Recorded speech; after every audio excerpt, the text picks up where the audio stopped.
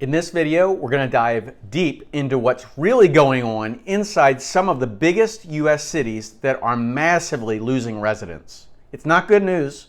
I'm going to talk about something that a lot of people might not want to hear when we try to figure out why this is really happening. Now, it's definitely something worth paying attention to since it could potentially be a big impact on our economy and way of life. And you're not going to believe it until you actually see it for yourself. So make sure you stick around till the end. These numbers are absolutely staggering. Last year, big city population declines deepened across the US, sending fleeing Americans out of US cities. This is according to new census figures released this week. Yet, at the very same time, the US News and World Report ranks Myrtle Beach, South Carolina as the #1 fastest growing city in the US in 2022. What the heck is going on?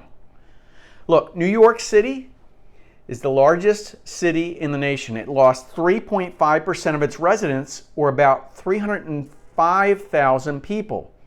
The second largest city, Los Angeles, lost 1%, or 41,000 people, while the third largest city, Chicago, lost 1.6%, or 45,000 people. Collectively, 9 cities with more than 1 million people had a population that fell by 1.7% for a loss of 419,000 residents. There's only 2 cities in that group, Phoenix and San Antonio, that grew in population. So check this out. San Francisco population fell by 6.3% for a loss of 55,000 people.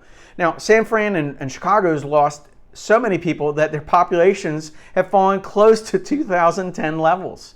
Why is this happening? Fill in the blank. Go ahead, comment below, fill in the blank. We all know that there's many reasons why this massive migration is happening. And it goes beyond high crime, high taxes, high cost of living, climate, crowds, congestion, noise, and it can be very expensive to live in a big city. But it's not just big cities that are crashing. The nation's mid-sized cities, or those with populations of 500,000 or up to 1 million, saw populations edge down as well.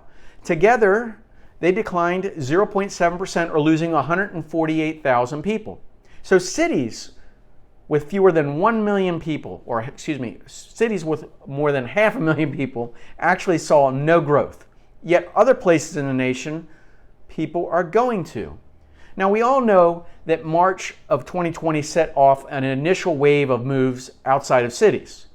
Now, the latest census figures that came out last week suggest that there's a shift that continues on much further, and a combined of other economic and demographic forces that are beginning to push Americans into the suburbs and other towns. But what's really behind these numbers? Millennials, born between 1981 and 1996, are entering their prime childbearing years, prompting many to seek, more family-friendly homes or better school districts. So, as a better way of life, especially in the coastal metro areas, has prompted a migration to lower cost areas even before this pandemic started. Also, growing numbers of retiring baby boomers continues to feed this migration. So as many more get close to retirement, they're cashing out and they're leaving the crowded, higher priced markets. This is a long-term, lasting migration shift. Now, for some Americans, the pandemic reshuffled priorities in ways that make city living no longer worth all of its drawbacks, including higher taxes and elevated crime. But as cities see major population decrease, this presents a major problem for those residents who still remain. Now, remaining residents get the best fortune to pay an even higher percentage of the tax burden for the entire city.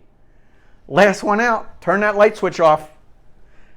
We're now hearing new exit taxes being instituted by some of the biggest cities. Politicians know that they have a major problem on their hands, and they're trying to make up for it one last time as residents leave the city or that state. For instance, In New York has this exit tax. It's a tax that is computed on the rate of $2 for each $500 or a fraction thereof, or they pay an additional tax of 1% on the sale, and they call it a mansion tax. And this applies to residents of anything over $1 million or more. But you and I know that in many big cities, it's hard to find even a small home for under $1 million. So yeah, everybody's getting taxed on their way out. This could be why moving to a place like Myrtle Beach, South Carolina, can really live super well for much less than half that you would pay in New York, for example. Plus have super low taxes, entertainment, restaurants, and of course a beach lifestyle.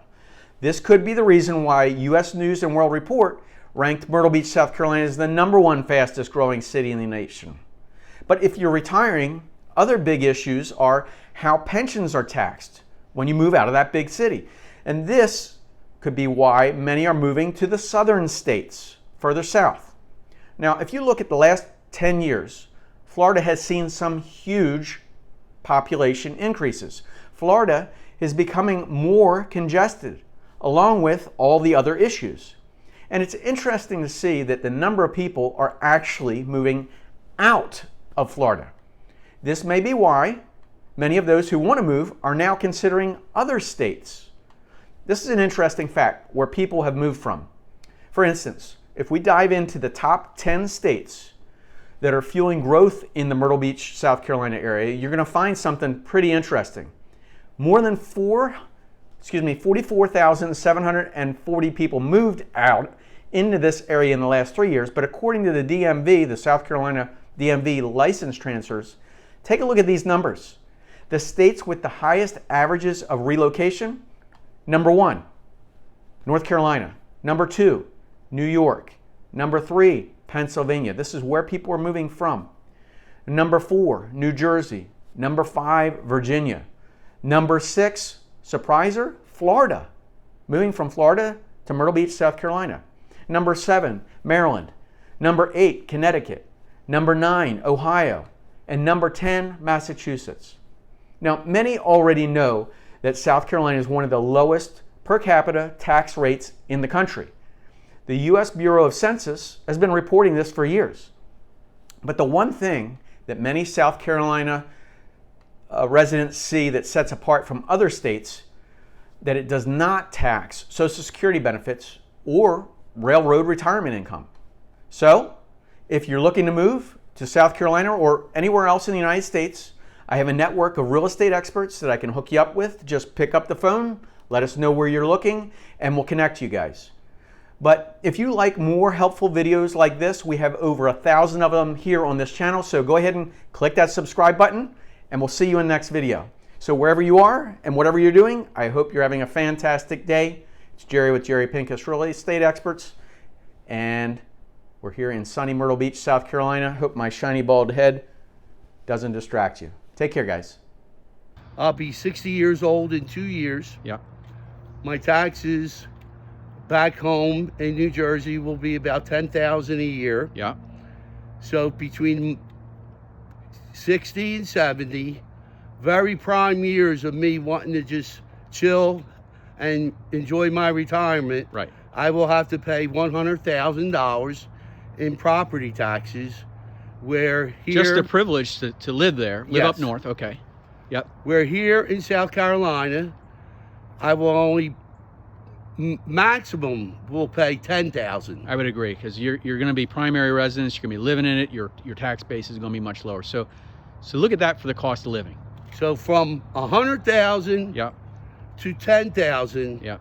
my wife and I can find a lot to do Oh, yeah. with $90,000. Absolutely.